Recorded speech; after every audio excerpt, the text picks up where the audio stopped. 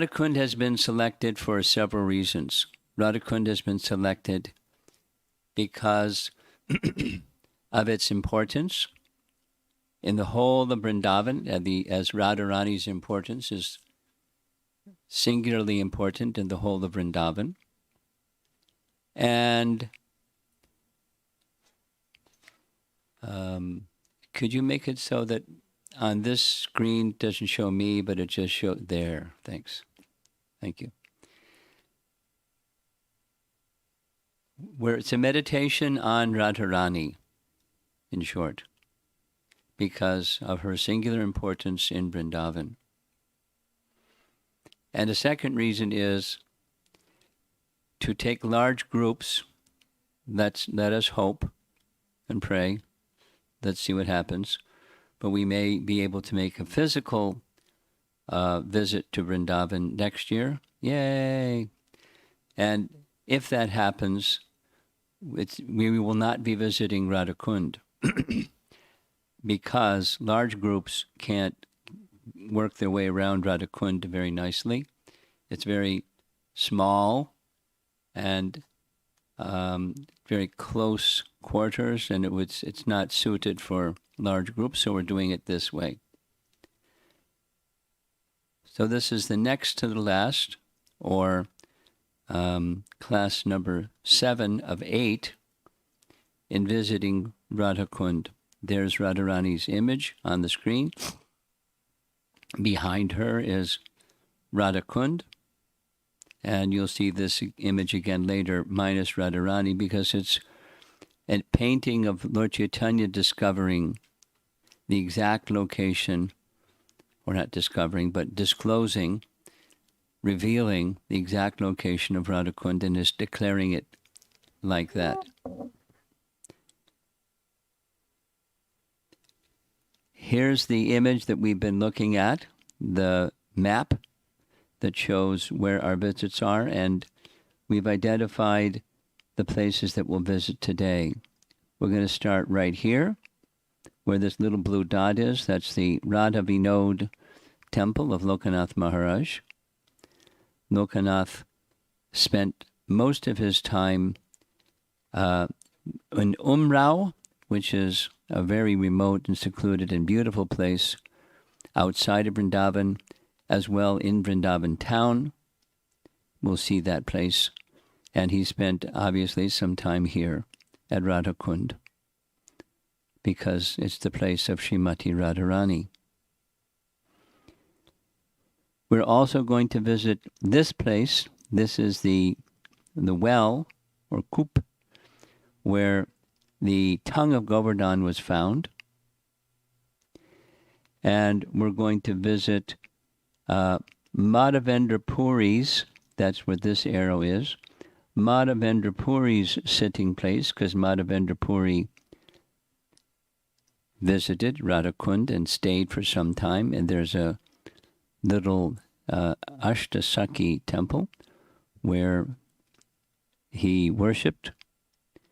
And then we're going to visit Advaitacharya's Gaurnitai deities, in a place where he visited not only Vrindavan, but specifically Radha Kunda. We'll hear some more. And last place we'll visit is the Madan Mohan temple, pictured right here. The Madan Mohan temple. The Madan Mohan temple is right here. And that's our plan for today. And let's see if technology is going to cooperate today. No, it's not cooperating. Oh, there we go.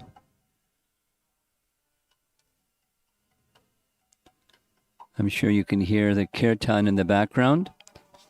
This is an actual recording of the devotees who stay at this place after their deity worship of the deities of Lokanath Maharaj.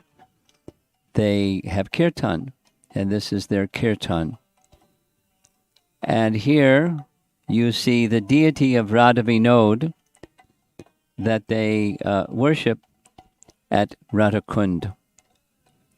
So we're going to hear a little bit about the life of Lokanath Maharaj. According to Gora, this image is found at his Samadhi that's in Vrindavan town by the side of the Gokulananda temple. We'll hear more as we go on.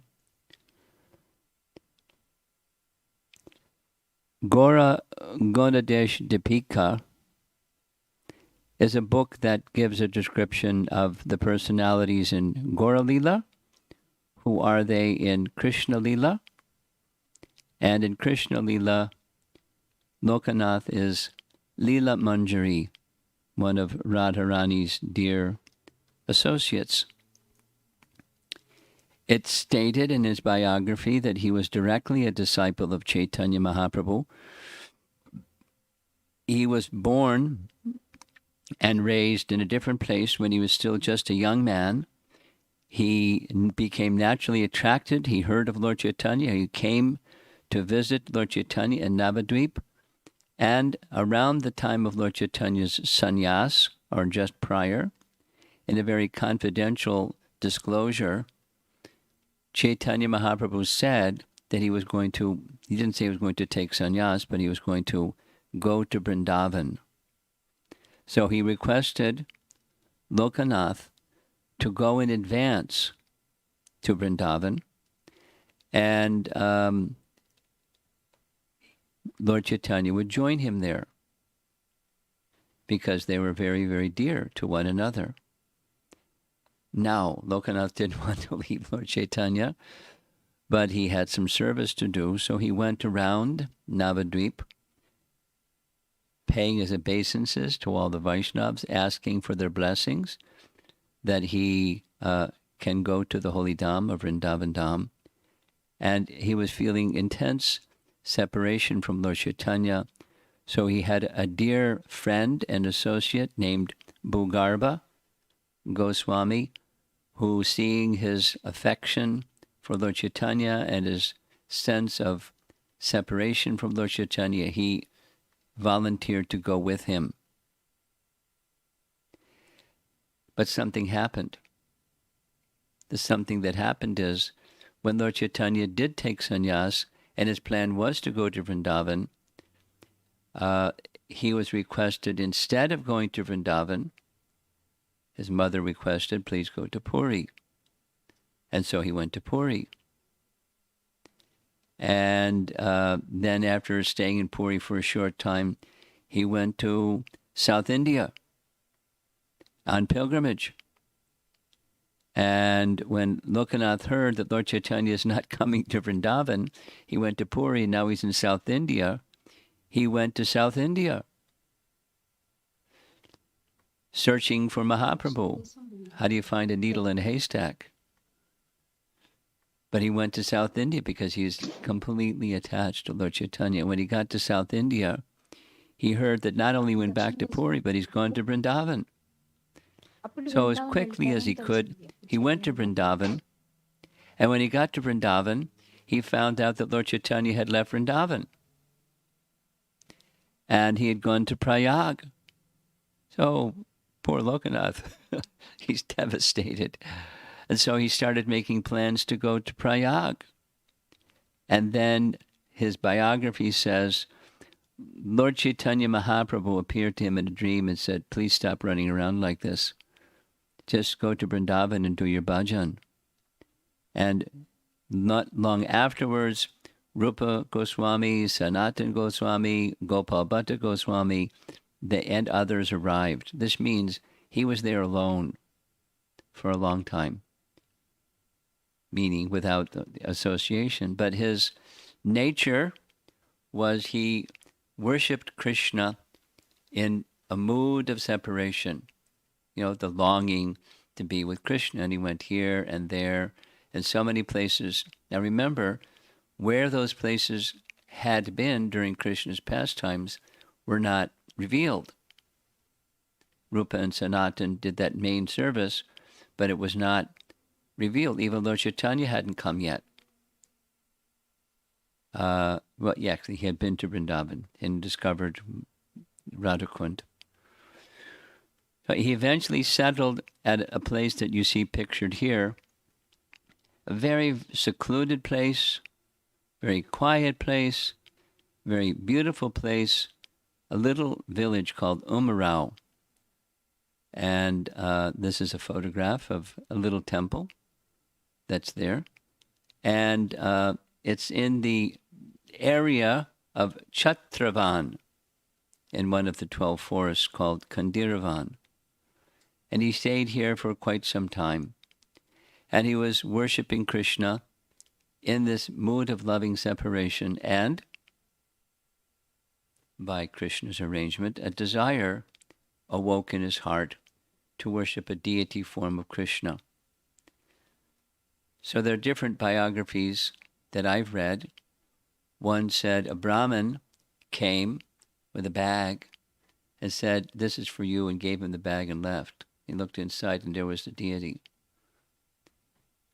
And there's another version that said Krishna himself came and brought his own deity form and handed the deity to Lokanath and didn't say a word and just left. And Lokanath is living in the forest. And what does he have for worship of a deity? Nothing. But the deity then spoke to him. Both versions say, "I'm hungry. Please make some arrangement." So with love, with deep love and profound love, he made whatever arrangements he could from forest edibles and offered to his deity. And then the deity said, "I'm tired, please make an arrangement for me to rest." So he used forest leaves and made a little bed, and he laid the deity down. And in this way, the solitary Lokanath developed a deep affection for his deity of Radha Vinod. And no, different versions say the deity said, "This is my name, Radha Vinod." In any case, that was the deity's name. And he didn't have a place of worship, so he kept the deity in a bag. He made a bag and hung the bag around his neck so the deity would be dear to his heart. And he would, as he traveled here and there, he would keep his hand in the bag, massage the body of the deity while chanting japa. Sometimes it would rain, and when it would rain, he put the deity in a hollow of a tree, and he would stand out in the rain. Very austere. Later, much later, the deity of Radha, or Radharani, was made by Jayadeva and sent by Jayadeva from Bengal. So he was a celebrity amongst the Vaishnavas, the followers of Lord Chaitanya. Looked up to, but totally renounced. Here's the very same deity that was given to Lokanath Maharaj, or Goswami, now situated in Jaipur. And like Umrao, the temple is in a upper floor, and it's not a prominent place. It's like his mood in a kind of quiet and secluded place. Here's the deity, and here's a close-up of the same deity dressing. And sometimes when the pujari worships the deity, they put different eyes on the deity of Radha Vinod. So it's Radha and Radha Vinod. Here's the smile of the deity. And beautiful, beautiful, very charming. If you go to Jaipur sometime, please make sure to spend time taking darshan and worshipping and having kirtan and enjoying the happy mood of Radha Vinod, because she's a very blissful deity. At the Gokulananda temple, this is the deity, the Pratibhu deity, replacement deity. Once Radha Vinod was taken from Vrindavan to Jaipur, these deities eventually took their place. And by their side, you see, notice over above Radharani's head, there's a hand, and that's the deity of Baladev Vidyabhusan. The deity's name is Vijay Govinda, and there's the Radha Vinod deity in Gokulananda. And the deity of Chaitanya Mahaprabhu to our left, or to the deity's right, is Lord Chaitanya, a deity of Lord Chaitanya that Narottam Das Thakur worshipped. And down below both of them, in the very center, in the front, very small deity, look closely. Here's the deity of Gokulananda. This temple was built by Vishwanath Chakravarti Thakur. We heard about Vishwanath the very first day. And this is the deity that he worshipped. And there's a nice story which we heard. So Narottam Das Thakur, Lokanath, his deity of Radha Vinod, Baladev's deity of Vijay Govinda, the deity of Vishwanath Chakravarti Thakur, and it's not available to be seen, but I think this is the original Govardhan Shila that Lord Chaitanya personally worshipped and gave to Raghunath Das Goswami, and etc., was passed on and eventually came here for nice worship at the Gokulananda temple. It's a very quiet place, secluded place, and the Samadhi of Narottam, Vishwanath Chakravarti, and Lokanath are all in the backside of the temple. It's a very sacred place, the Gokulananda temple. A very celebrated part of Lokanath's life was his one and only disciple, Narottam Das Thakur. And it's a very beautiful story, long story. The short version of that long story is Narottam was the son of a king. And he had no interest in becoming the king.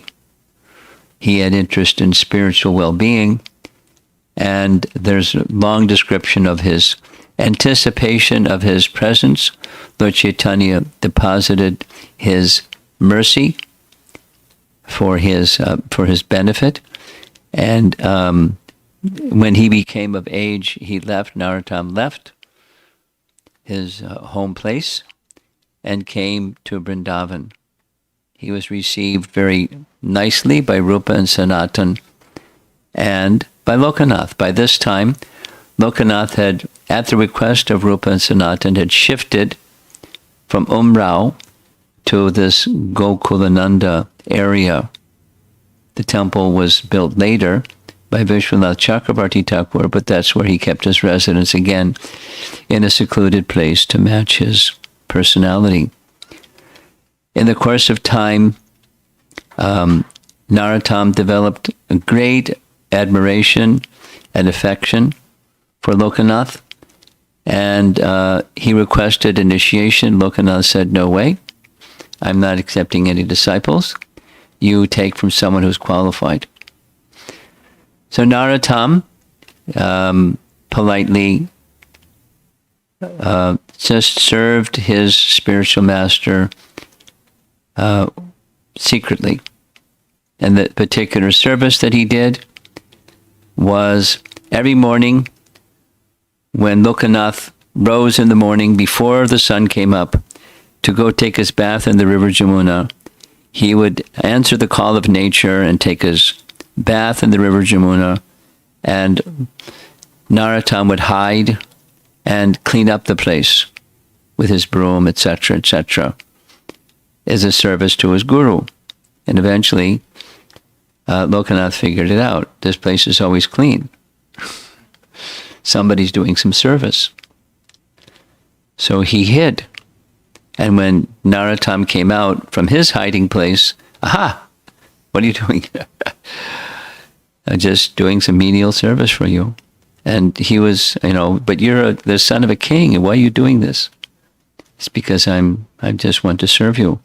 Like that, this expression of humility and personal service, loving service, he wasn't asked to do, he just did. And it's part of the outstanding quality of Narottam Das Thakur, that he didn't stand on his birth or his education or any other material qualification. He was very, very attached to Lokanath. So finally, on an auspicious day, Lokanath gave him initiation. And as we know, Narottam became a great personality in our disciplic succession. And eventually, Narottam kept his deity of Chaitanya Mahaprabhu alongside Radha Vinod, and they stayed together with Narottam serving him. Here in the back side of the temple, is the Samadhi of Lokanath. And inside is this picture of Lokanath, or painting of Lokanath, where he's worshipped. And obviously he spent some time at Radha Kunda, as did many of the associates and followers in Mahaprabhu's line. Okay. The next place we're going to visit is shown on the screen here.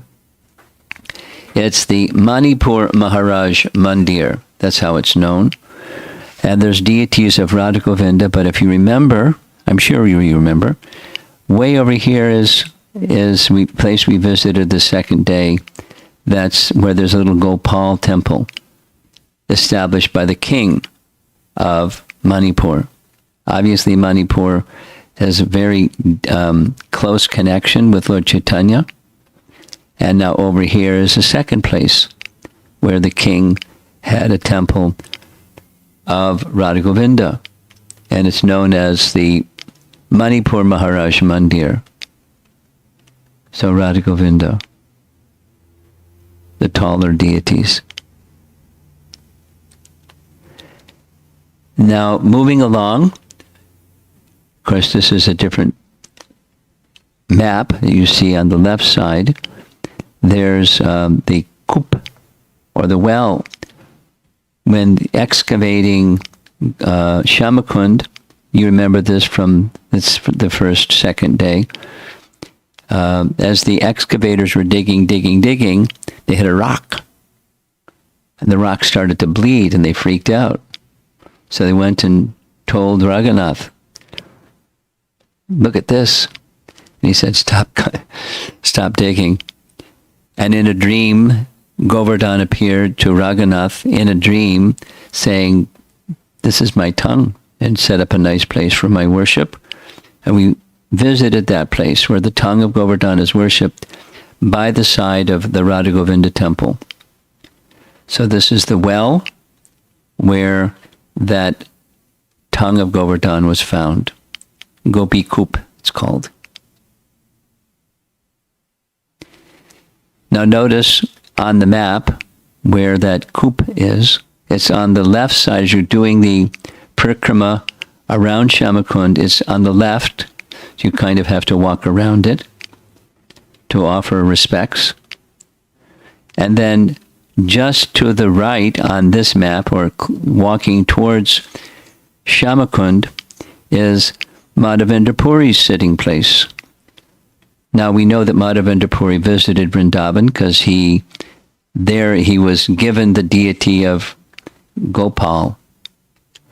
But he spent time also at Radha Kunda, or Shamakund. And this was his sitting place. Very simple, not a big temple.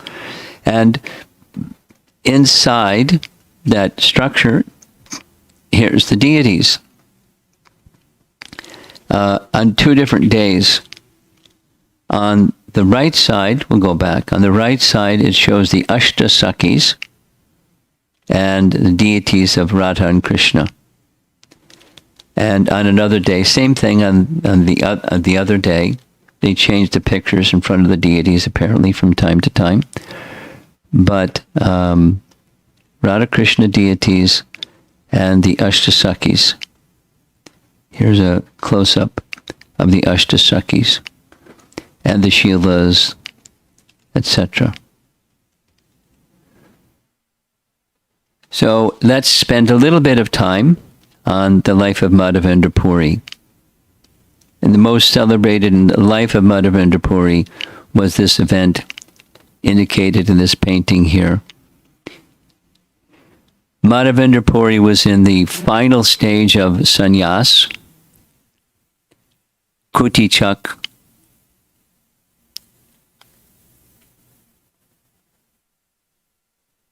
Bahudak, Parivrajacharya, and Paramahansa, those 4 stages of sannyas. He was in the Paramahansa stage of sannyas, which meant he was so renounced that he would fast unless somebody brought something to him. And that meant he sometimes fasted for days. And that was just his practice. Now, one time when he was visiting in Vrindavan, visiting holy places throughout India, he was in Vrindavan, and sitting under this nice tree, near the Govinda lake, where the place where Surabhi offered her Abhishek to Krishna at the time of the Govardhan Puja, when Indra came and Surabhi came and she offered her milk and filled up this. Anyway, so it's in that place, that same tree. And in the evening hour, you see from the sky, it's painted nicely. The sun was going down, and he was just chanting. And one young boy, who was Krishna, came and offered him a pot of milk. And there was some exchange between them. It's a nice exchange. And the boy left, saying, "It's time for milking the cows. I have to go now. I'll come back again for the pot." And as Madhavendra Puri was drinking the milk, he was in ecstasy drinking the milk. And he was wondering, who was that boy? And as he dozed off in the evening hour, that same boy appeared to him in a dream, identifying himself as Gopal, and said, "My deity form is kept in this safe place." One time when the deity was at risk because of invading soldiers, the deity was hidden in the bush. And I'm there, and I'm very hungry, and I want to be worshipped by you. I've been waiting and waiting and waiting. Finally, you've come, and gave the identification where the deity was. And so in the morning, Madhavendra Puri requested some village people to assist him. At that time, the whole area was a bit of a jungle. Now it's cleared away. And this spot marks where he found the deity. In the midst of the bush, they got their choppers out and cut the bush away, and sure enough, the deity was hidden in the bushes. And this inside is not normally unlocked. It's normally locked. But if you know the right mantras and the right people and have a few rupees, they'll open the door for you. And here's what's inside. And on the left side is the very place where the deity was found. Now the deity is a quite large deity. And what did Madhavendra Puri do? He took the deity up on a hill and performed all the procedures, because he knew how to do the procedures, for installing the deity. A major Abhishek with water from sacred places and everything. The detail is described in Chaitanya Charitamrita. And after the Abhishek, anointing the deity with oil, and then dressing the deity and ornamenting the deity. And there you see the many villagers coming to see this beautiful deity up on the side of Govardhan Hill. And then he requested them, after the installation, please prepare foodstuffs so I can offer to my deity, Gopal. And you see the foodstuffs, mountains of rice and so many things. Sweets and dairy products and baked cakes and you name it, in big quantity. And there they have nice kirtan as he's doing the arti, because this is all part of installation. Another nice drawing of the same, Madhavendra Puri doing his arti for Gopal. You know the story. The villagers liked it so much, they said, can our village over here, can we do the same thing tomorrow? And it continued like that for a month. They brought cooked foods, they had another big festival, and so forth. And after some time, Madhavendra Puri gave mantra diksha to some local devotees, Vaishnavas, and he oversaw the worship of Gopal. He stayed at a place that if you attended the Govardhan Parikrama, he stayed at a place by the side of Govinda Kund, and there he worshipped. And the place where he was on top of the hill was a little distance away. But you can imagine it was very, very quiet and simple at that time. 1 year after the installation, he had a dream. And in his dream, the deity of Gopal appeared and made another service request. So remember, this is the second dream. And there's going to be a third one. In his dream, the deity appeared and said, it's summertime coming. It's really hot in Vrindavan. And I have some service for you. I'd like you to gather some camphor and sandalwood, grind it into fine paste, and then apply it to my body when the summer season comes. So with that, Madhavendra Puri set off for Jagannath Puri. Apparently, Jagannath Puri was a place where one could get this in abundance. And on his way, Madhavendra Puri happened to pass through Shantipur. And in Shantipur, he met Advaitacharya. And that's what those paintings are. On the right side of this photograph, there's someone who's explaining to our ISKCON devotees who's who there in those paintings. And one of those paintings on the far left, that's Madhavendra Puri. Madhavendra Puri visited and gave Diksha to Advaitacharya. Because we're going to visit Advaitacharya's place shortly, let's remember, Advaitacharya is a Diksha disciple of Madhavendra Puri. So he continued on his way to Jagannath Puri, and on his way he stopped at the village of Ramuna, because there's a celebrated temple there, the temple of Gopinath. And when he went to the temple of Gopinath, it's painted very colorfully, and when he saw the deity, he was very impressed with the quality of the worship.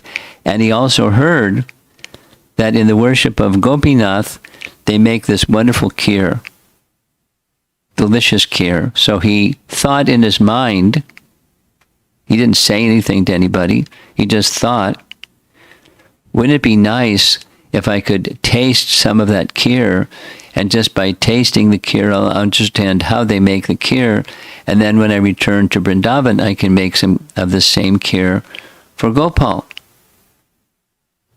So it was a good intention, but then he was thinking, oh no, what am I doing? Before the offering is even made, I'm thinking of taking some of the kheer. So it was very, very sad that he would thought that thought. He was admonishing himself. But anyways, the deity understood his desire, and we're going to hear shortly how the deity hid some sweet rice for him, or kheer for him. That there's the long history of these deities that go back to the time of Lord Ramachandra, but I'm not going to go into that just now because of our time.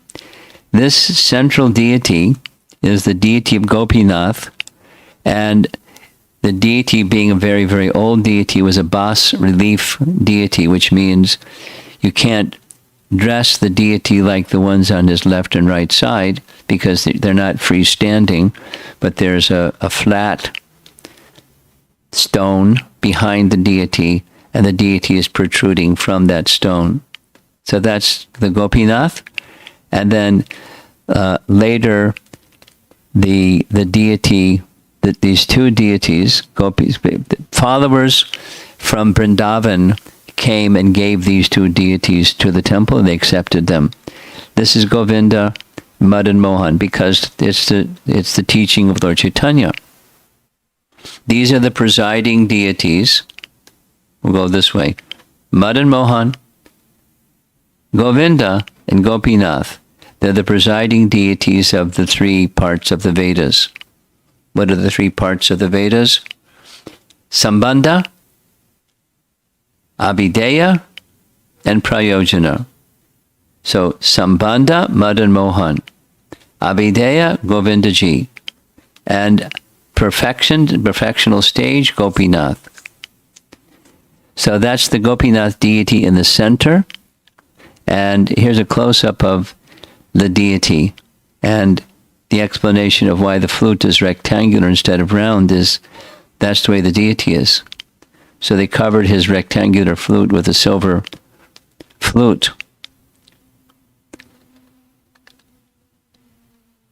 So he heard about the kheer. This is an actual photograph of the kheer at Ramona. And it's very thick and very nice, really sweet. So that night, the pujari had a dream, another dream. In that dream, the deity of Gopinath appeared and woke up the pujari saying, please go to the altar, which is locked, and because he had the key, and you'll find behind my garment, my deity dress, is a pot of kheer. When you remove the kheer, you didn't notice that I had hidden it, but I saved it, I hid it for my devotee, Madhavendra Puri. Take the kheer and find Madhavendra Puri and give it to him because it's for him, from me. So he woke up. And when he woke up, he took his bath, he got the key, went to the altar, looked behind the dress of the deity, and sure enough, there was this clay pot of kheer. He was astonished. So he went outside the temple, outside the wall, the boundary wall, into the marketplace where people would, in the daytime, would be engaged in marketing activities. And he called out in a loud voice, Madhavendra Puri, where are you? Please come and take this pot of sweet rice. Gopinath has saved it for you. And kept calling and calling.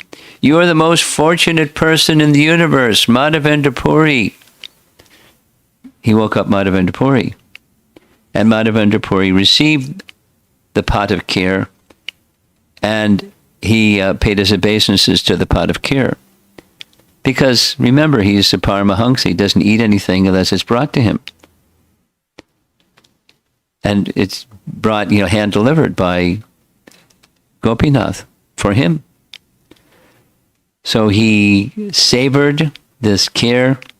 It's said that he broke the pot into pieces and tied the pieces in his cloth so that as he traveled, he would eat pieces of the pot. prasad. And because of his natural humility, he decided, I'm going to leave tonight because the world will spread. Gopinath stole sweet rice from me. I'll become a celebrity and everybody want to come, say Hari Bol, Madhavendra Puri. So he left in the middle of the night, heading for Jagannath Puri for that mission that he was sent by Gopal to get some camphor and sandalwood. And when he reached Puri, you know how it is, even without text messages, that his fame was already reached Puri. He was a celebrity. Gopinath had stolen sweet rice for him. And so he was given all respect and all honor. He stayed there for some time. The priests arranged everything. They arranged the quantity of camphor and the quantity of sandalwood and some people to carry it all. And they sent him back to Vrindavan in time to get to Vrindavan before the hot season. And on his way, he stopped again at Ramuna. And much to his surprise, he had dream number 2, in which the same deity, his Gopal deity, said, the deity of Gopinath and myself are the same. So please just apply that sandalwood and camphor to the body of Gopinath until it's gone. So he told the pujaris what happened, and he's already this celebrity. And so they arranged for people to grind the sandalwood and camphor, and they were very happy to apply the sandalwood, the paste, to the body of Gopinath. And he stayed there for the summer season. This is again another painting, photograph. There's the Gopinath deity in the center. You see where the white cloth is behind him. That's the bas relief part of the deity. And then Madan Mohan on our right, or the deity's left, and Govindaji, who's a little smaller. Now, again, these deities, the other 2 deities were brought here by Vaishnavas from Vrindavan, who spent some time, because the deity had become famous because of Madhavendra Puri. On Akshaya Tritiya, they completely cover all 3 deities in sandalwood. And here's another photograph of the deities. Again, notice the square flute of Gopinath. Our temple in Toronto named their deities after these deities. Chirukora Gopinath. This is the deity of Gopal that Madhavendra Puri worshipped when he was staying in Vrindavan. There's another of the same, the deity of Gopal at the side of Govinda Kund. And this is in our new Vrindavan temple, where they have a deity of Srinathji. Because the history, we heard the history when we were doing our Govardhan Parikrama. The Gopal deity was eventually taken from Vrindavan to Natadwar by the worshippers, the followers of Advaitacharya, while in Vrindavan, this temple here was the temple of Gopal on top of Govardhan Hill. We saw this image from the Govardhan Parikrama. I'm sure you remember. And if not, you can go back and view it again. We told the whole story. Madhavendra Puri was visited by Lord Nityananda. This is Lord Nityananda receiving mantra diksha from Lakshmipati Tirtha. Lakshmipati Tirtha was his guru, Nityananda's guru, and as he was the guru of Madhavendra Puri, Lakshmipati Tirtha. So later, after his diksha, Nityananda visited his godbrother Madhavendra Puri for many days. That's described in Chaitanya Charitamrita. So, moving along a little bit further around the parikrama path around Shamakund, there's the deity of Lord Chaitanya and Lord Nityananda, Lord Chaitanya and Lord Nityananda and Advaita. And this is a different day, same deity.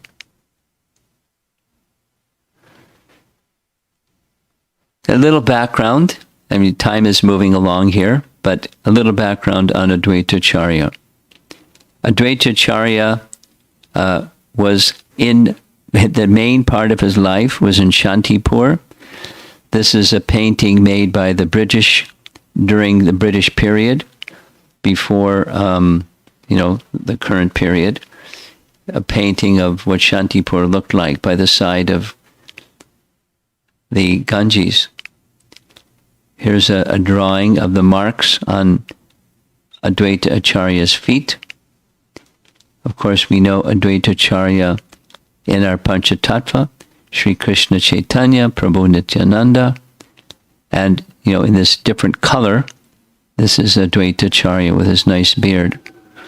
In our ISKCON temple, here's the deity in Mayapur of Advaitacharya, again showing a nice beard. And commonly we're used to seeing that in the Hare Krishna movement. Advaitacharya has a nice beard. But there's two opinions. There's a very explicit statement in Chaitanya Bhagavat about Advaitacharya not having a beard by Bhaktisiddhanta. Now, there's very, very few places you'll find Bhaktisiddhanta said something and Prabhupada said something else. This is one of them. But Bhaktisiddhanta said that Advaitacharya was a very strict follower of Lord Chaitanya, and like the other followers of Lord Chaitanya, he didn't keep a beard. And so, as you see, this is a murti of Lord Advaitacharya without a beard. And here's another ISKCON painting with Advaitacharya without a beard. And here's another one with Lord Chaitanya, with Advaitacharya without a beard. Because Bhaktisiddhanta said like that, but Prabhupada also said he had a beard. So in Mayapur, they worship him with a beard. Not a big deal, but it's a detail I thought you'd be interested to hear. So one of the main parts of Advaitacharya's life that we hear about and remember is his worshipping his Shalagram Shila with palmfuls of Ganges water and Tulsi Manjari buds, calling in a loud voice for Lord Chaitanya to appear. Because he was elder, like the age of his father, and Advaitacharya was thinking something must be done to make this age of Kali better. So he thought, what's better than the Lord coming himself? So with loud cries, he called for the Lord to appear. And in due course of time, he appeared. Here's some facts about Advaitacharya's life. He lived for 125 years. These are the estimated dates of his life. That's a long time to live. He had 2 wives.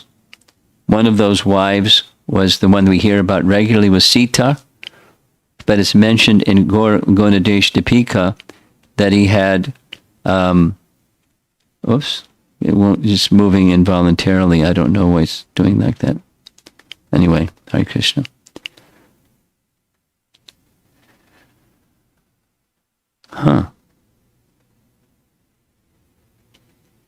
Okay. Sita is principally spoken of in Chaitanya Charitamrita as the wife of Advaitacharya. And in Gauragondadesh Dipika, it mentions he had a second wife who was Sita's Prakash expansion. We already heard that he accepted Madhavendra Puri as his guru, there was a relationship between Lord Chaitanya and Vishwarup. Vishwarup is the name of Lord Chaitanya's elder brother. Advaitacharya had two homes. One home was in Shantipur, the other was right next door to Srivas, and he set up a little school. And in his little school, he would regularly give Bhagavatam class and teach Sanskrit. And Vishwarup, being a young Brahmin boy, had great attraction for Advaitacharya. And so right after doing his worship in the morning, he'd go to Advaitacharya's school and take lessons from him and hear Srimad Bhagavatam class that would last for the whole morning. So Mother Sachi sometimes had to send Nimai, that's this painting, he's holding on to his dhoti, saying, Mata wants you to come back and have lunch. Time for lunch. And it's described when Advaitacharya saw Nimai. Of course, he knew that he was the personality of Godhead, but when he saw him, he's seeing his beauty, he was just so moved. He would cry, just seeing his beauty. Young boy. Oh, Krishna. Okay. After some time, Nityananda appeared in Navadvip. And Lord Chaitanya, there's a whole chapter in Chaitanya Bhagavat where Lord Chaitanya wanted to have a Vyasa Puja in honor of Lord Nityananda because he's the Guru. And Nityananda accepted and Guru Puja was performed. And then Lord Chaitanya requested someone to get Advaitacharya. And Advaitacharya was in this mood that he wanted Lord Chaitanya to disclose his divinity, and he wasn't. So what Advaitacharya was sent by one of Srivasa's brothers. He was known as Ramai. And Ramai went, Advaitacharya said, tell him that I will come, but don't tell him where I'm going. Immediately had his wife, Sita, gather up all the paraphernalia for worship because he had a plan. He wanted to worship Lord Chaitanya. Not Nityananda, he wanted to worship Lord Chaitanya. And so when he went, he didn't go to Srivasa's house, he went to Nandanacharya's house. And Ramai went back saying he's coming, but I don't know where he's gone. They sent everybody in all different directions to find him, and they couldn't find him. So Lord Chaitanya said, I know where he is. He's at the house of Nandanacharya, and he led everybody. And that was Advaita's way of showing Mahaprabhu was omniscient. So he was brought to Srivasa's house, and Advaitacharya took advantage. You're the supreme. And he did puja with all his puja paraphernalia. Lord Chaitanya accepted, and that was his heart's desire. Because Advaitacharya was elder and senior-most Vaishnava in Navadvip before Lord Chaitanya appeared, so naturally Lord Chaitanya was offering him respect. Naturally. And Advaitacharya saw Chaitanya Mahaprabhu as the personality of Godhead who he wants to offer respect. And there was this kind of transcendental competition going on all the time. So it was very sweet. Another prominent feature of Lord Chaitanya's pastimes with Advaitacharya was the arrival of Haridas Thakur, and it was not allowing me to just show a few of these at a time.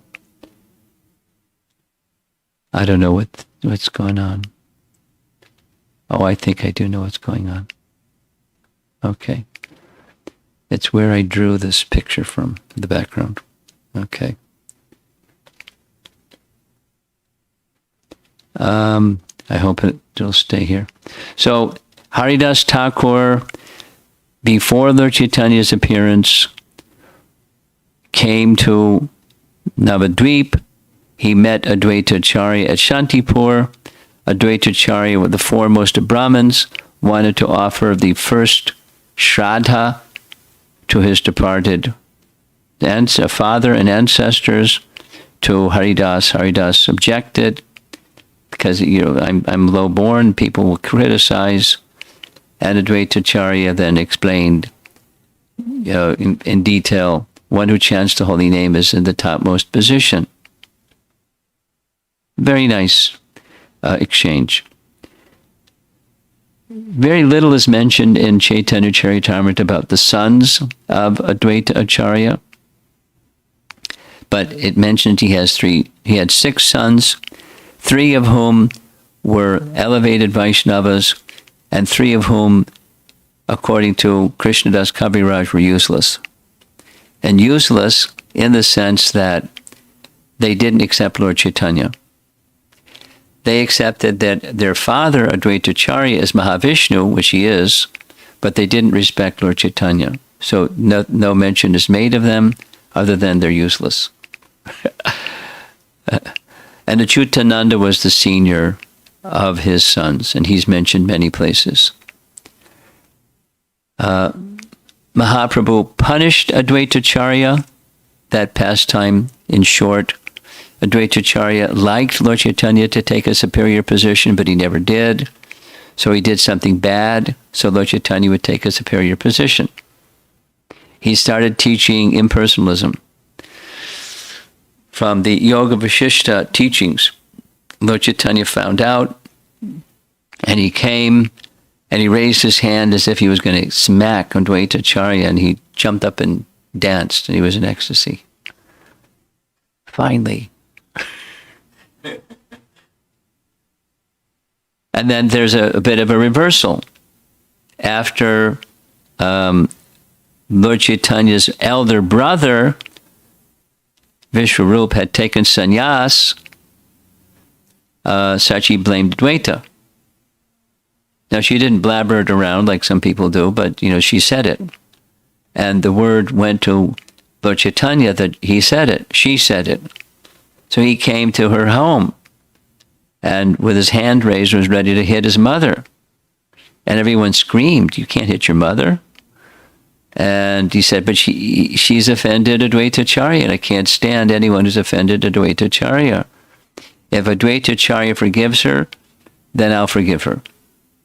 So they quickly ran, got Advaitacharya. Advaitacharya fell at Sachi's feet. Sachi fell at his feet. Said, "How can I accept, Advaitacharya, how can I accept her obeisances because she's worshipable for me?" And anyway, he forgave Sachi, and Lord Chaitanya wanted to teach, don't offend a Vaishnava. Even in your private thoughts, don't offend a Vaishnava. Lord Chaitanya wanted to teach through his mother, don't offend a Vaishnava. Another is after sannyas, Mahaprabhu was directed by Nityananda to Shantipur. After sannyas, he went, instead of Vrindavan, he went to Puri. Then there's annual pilgrimages to Puri. And the first of those annual pilgrimages was when the brahmachari assistant that traveled with Lord Chaitanya through South, 3 years had passed. It's a little time in Puri and 2 years of travel in South India. Lord Chaitanya has come back. Please, devotees in Navadvip, come to Puri and see Lord Chaitanya. He is back. And you can join him in Rath Yatra celebration. So they had a big festival at Shantipur in honor of Lord Chaitanya's back. But one of the sannyas, godbrothers of Lord Chaitanya's spiritual master, he didn't want to wait. He wanted to go right away. And so Kamalakanta Vishwas was sent with him. Kamalakanta Vishwas was Lord Chaitanya's personal secretary. So he he was Advaitacharya's personal secretary, which means he knew all kinds of details about Advaitacharya's personal matters. One of them was he had taken some money from the king and had a debt to the king. So Kamalakanta, when he reached Puri, wrote down a little note, "Dear King, two things. Advaitacharya is the personality of Godhead, and he shouldn't have to have a debt, so please forgive his debt." Somehow that note got to Lord Chaitanya's attention, and he forbade Kamalakanta to come see him. Kamalakanta was smashed. Lord Advaitacharya came. He said, "Oh, I'm smashed." He said, "You're foolish. You're being punished. You're being scolded. You're being reprimanded by Lord Chaitanya. He'll never do that with me. He'll never do that with me. You're getting such mercy. Don't understand it any other way. You're getting mercy from Lord Chaitanya that he's admonishing you this way." Then he went to Lord Chaitanya and said, "Why are you treating him so with such respect? You'll never treat me that way." It wasn't respect, it was punishment. And I do this and I do that, and you still don't, you don't scold me. Lord Chaitanya smiled. And then he told everybody, never receive money from a worldly person. This was the lesson. Even your Advaitacharya, never receive money from a worldly person. Now that's, it happens. People receive money from, when you preach, you receive money from worldly people. And the last, you see at the bottom here, is Advaitacharya's riddle. That the history behind the riddle is Jagatananda Pandit was sent annually to Navadvip to carry message from Lord Chaitanya to Sachi and associate with the devotees in Navadvip. And one of the persons who he met with regularly was Advaitacharya. So Advaitacharya was given a little note. And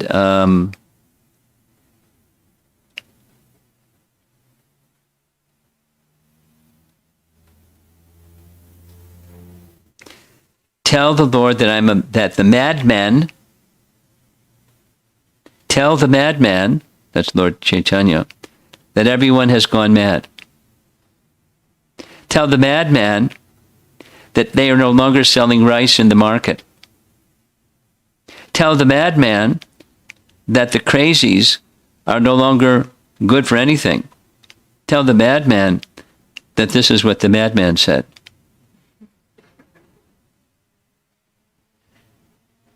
And when Jagatananda got the note, he laughed. But he took the note.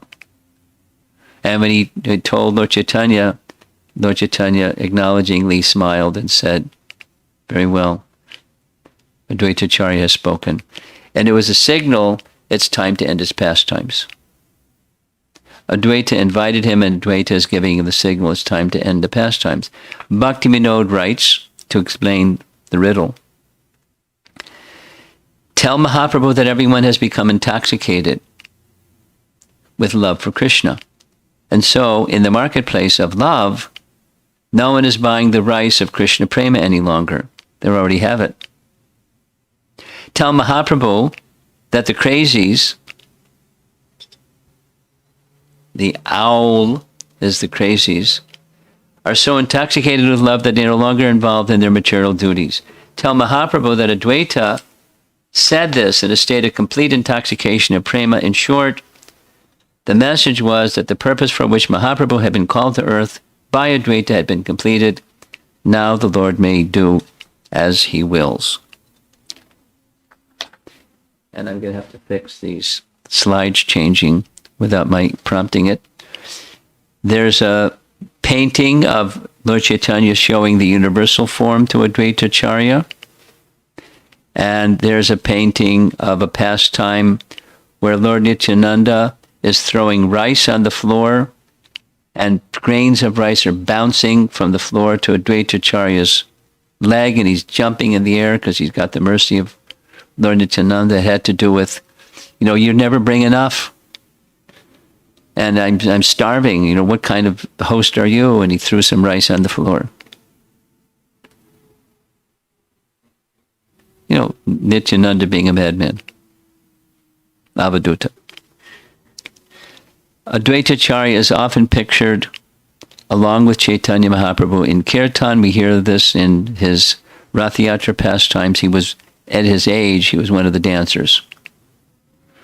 And I'm anxious about the time because it's already 1:15, and we have another personality to cover. Here's Jayadeva Goswami, who spent some time in Vrindavan. And his deities, we'll see a picture of his original deities of Radha Madhava, but this is at his place in Radha Kunda, where his deities of Radha Madhava are worshipped. They're the taller deities on our right. He lived approximately 300 years prior to Lord Chaitanya's advent. There's a very interesting description of his marriage to Padmavati. He was not married and had no intention to marry, but there was a Brahmin who had an eligible daughter and wished for his daughter to have a suitable husband. A suggestion was made that Jayadeva would make an excellent husband. So he brought his daughter to meet Jayadeva, and Jayadeva said, she may go wherever she wishes, but I'm not going to marry. And so the man didn't say anything further. He just left his daughter there. And he said, you know, you can go wherever you like, but I'm not going to marry. And she started crying. Said, you know, my father has given me to you, and I can't do anything other than the order of my father. So please accept me. And she started crying. So he accepted her as his wife. And we'll hear as we go along, very, very qualified personality.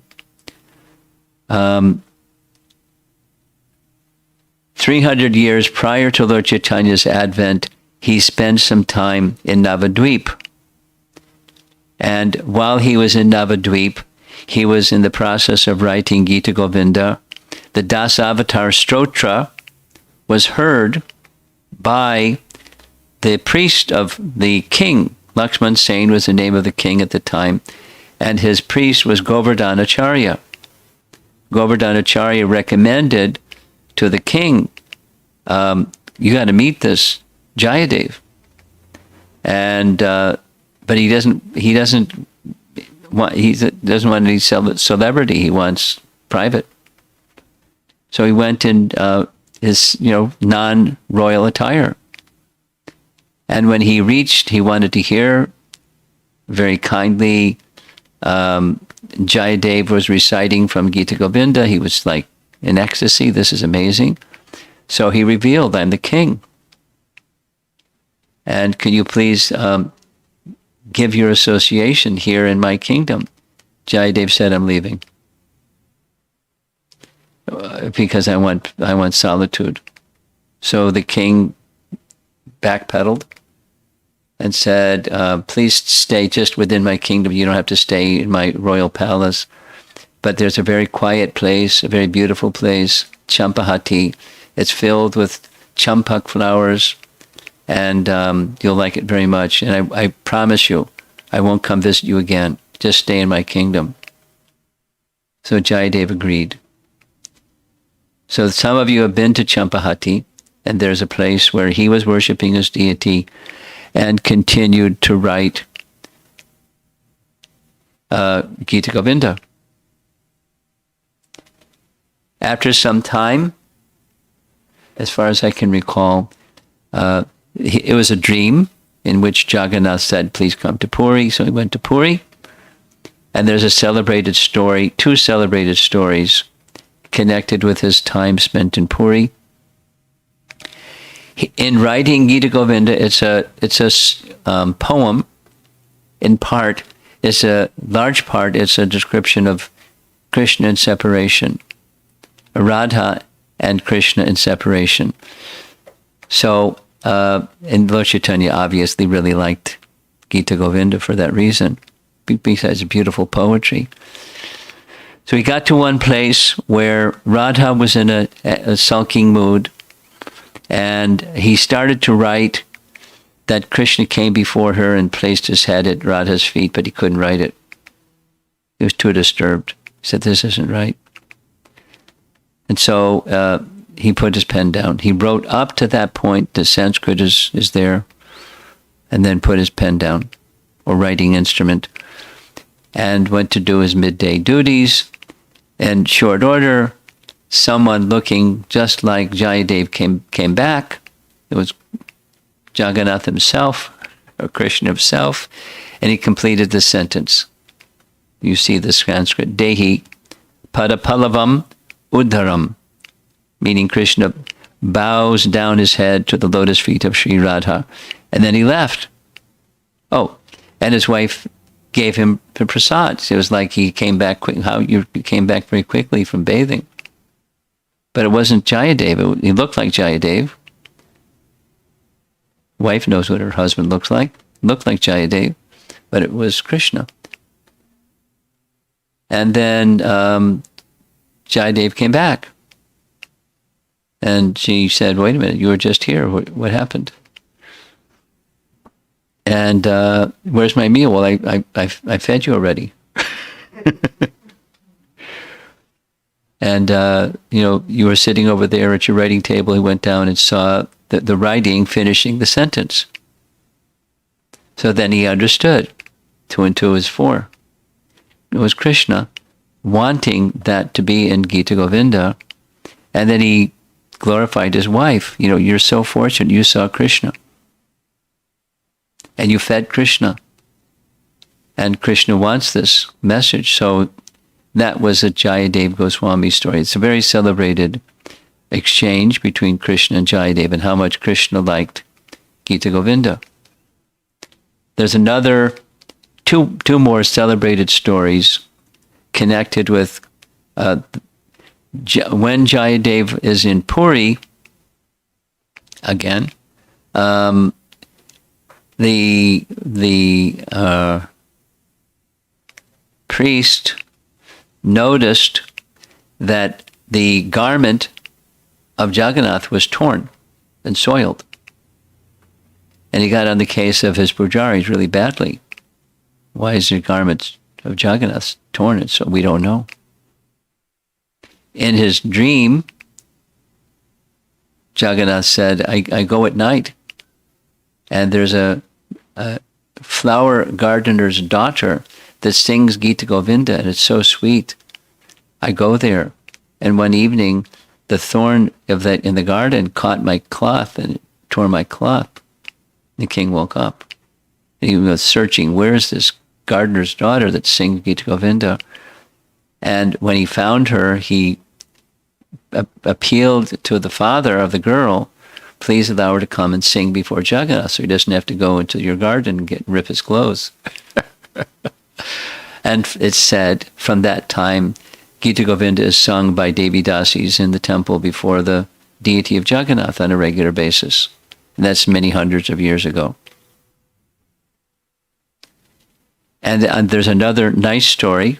It may be a fable, it may be true.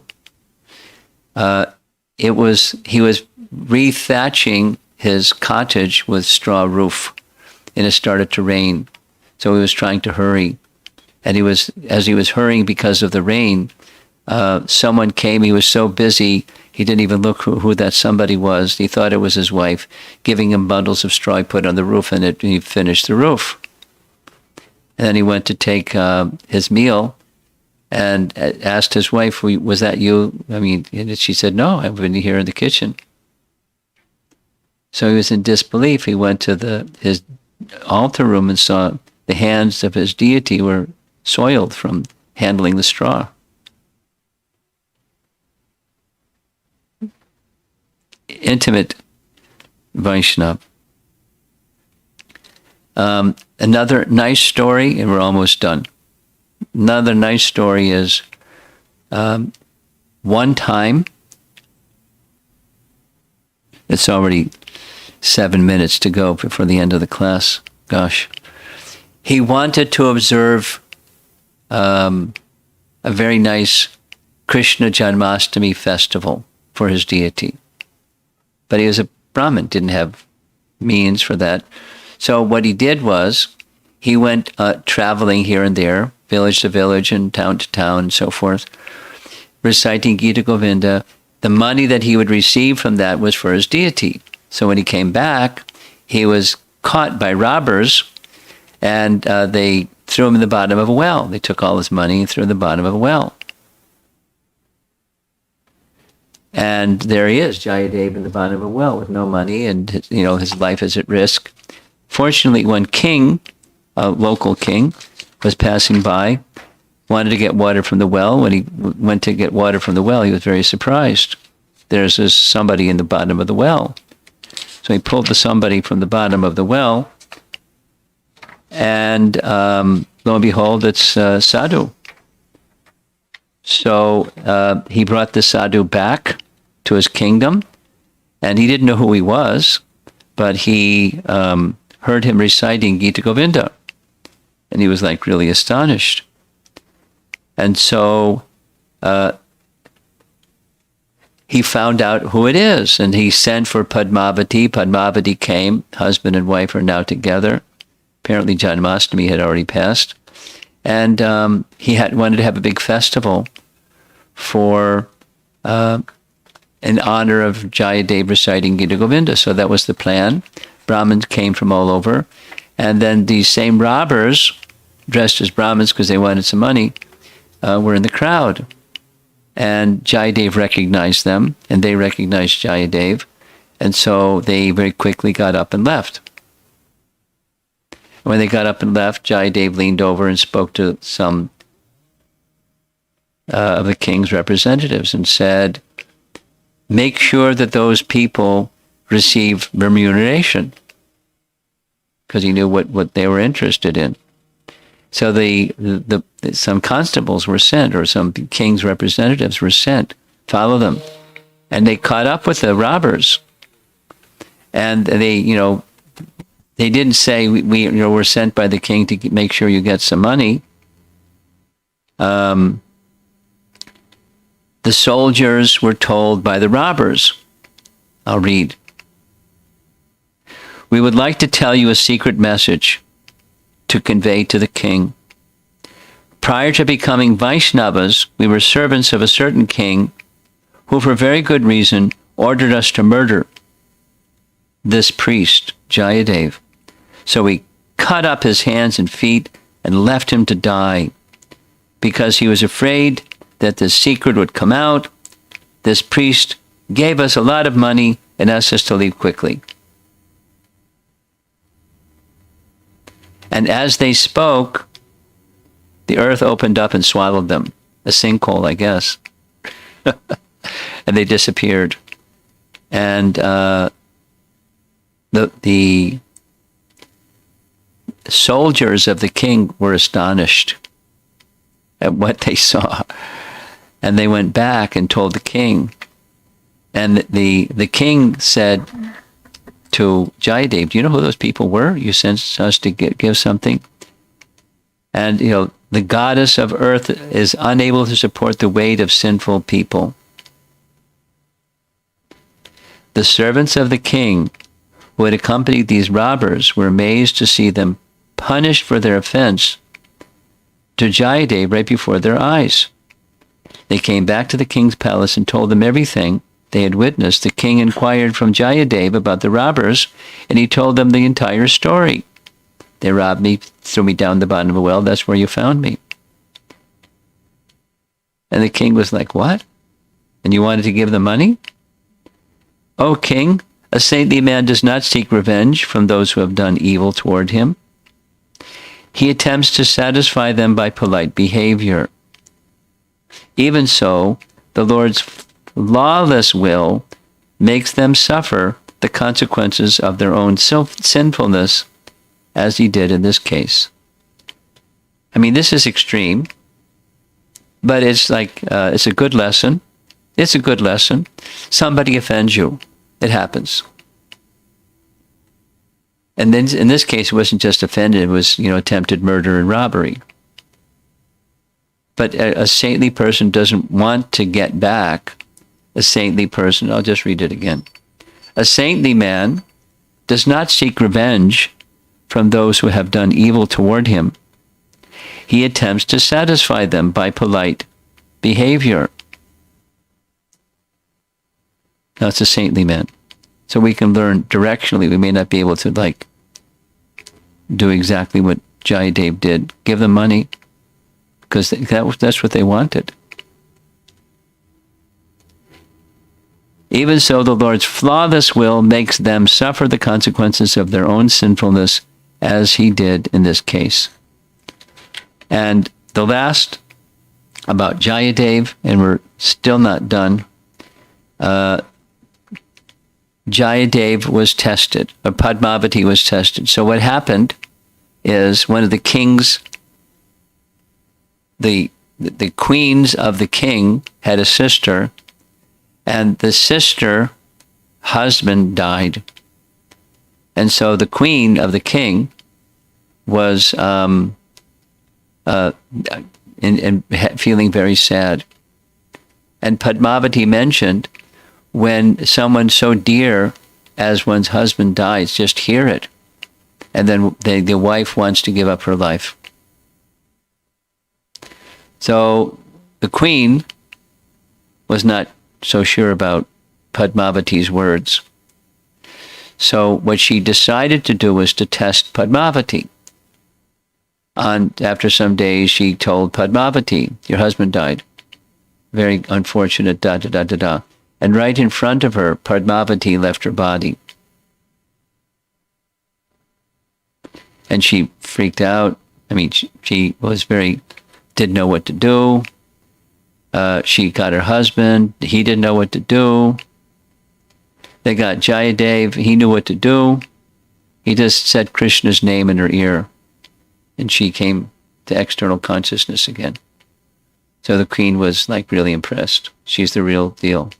Padmavati is very attached to Jayadeva. And then finally, with the life of Jayadeva, he made a visit to various holiest places. And one of those places he visited was Vrindavan. One of the places he stayed in Vrindavan was Keshigat. And the local people loved him so much, they built a temple for his deities, Radha, and he obviously spent some time at Radha Kunda. And there's a little temple of Radha at Radha Kunda. And then eventually he went back to his home place. Now his deities, this is a photo of his deities. They're very tall deities, 4 feet tall, black marble and Radharani's brass. They were brought to Jaipur about 450 years ago by the king of Jaipur. This is another photograph of the deity. And close up. Here's even more close up. And we ran out of time.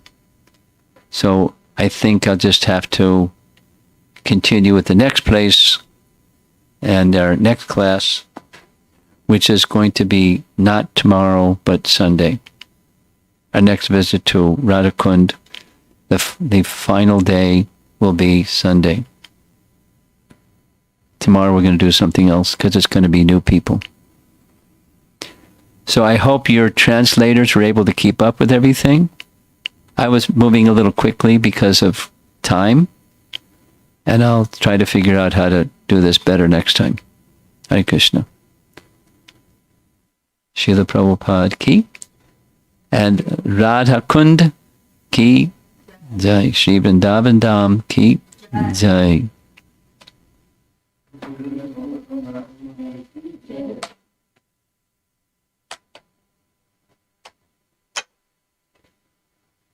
I might have to break these things up a little differently.